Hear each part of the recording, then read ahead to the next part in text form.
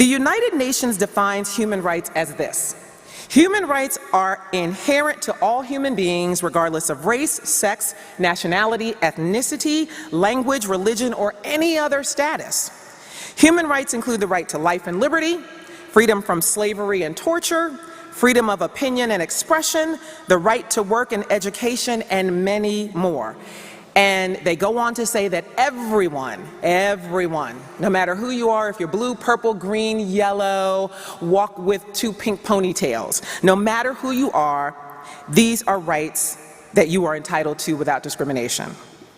Now, according to the Merriam-Webster dictionary, civil rights are the non-political rights of a citizen, especially the rights of personal liberty guaranteed to U.S. citizens by the 13th and 14th Amendments to the Constitution and by acts of Congress. And we all know this. When we think about civil rights, there are certain things that come to mind. We think about equitable education. We think about fair housing. We think about voting rights. We think about health care and the right to equitable health care.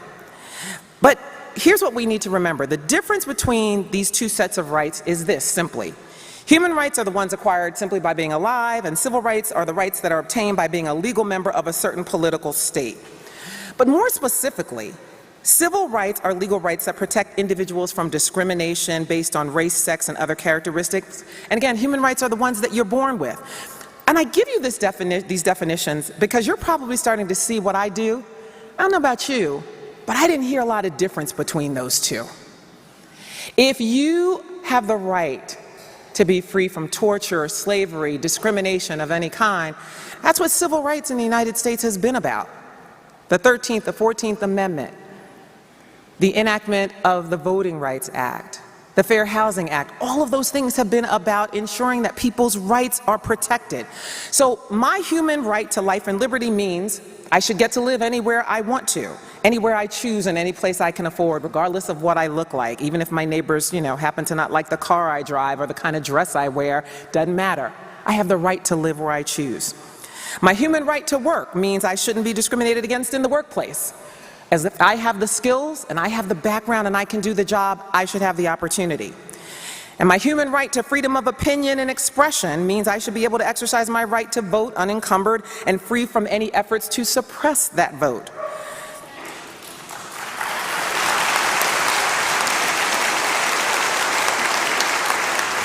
And of course, my human right to education means that I should have access to the same high-quality education as any other person in this country, regardless of if I'm a kid who lives in the roughest inner city in the United States or if I live in the poshest suburb in Montgomery County, Maryland. It doesn't matter.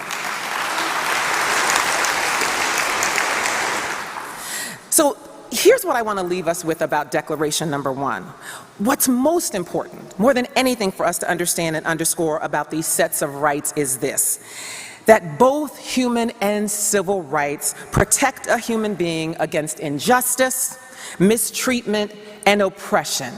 Simply put, it's based on the understanding that we have to accept and acknowledge that the two are inextricably linked, and that we cannot, without accepting Declaration number 1, we cannot begin to address the problem of racial injustice in the United States if we don't understand that we have to engage both a human and civil rights approach to confronting and solving the problems that are brought about by race in this country. Simply put, we need one to make the other work, and we need them both to get us to the next level, to make us better.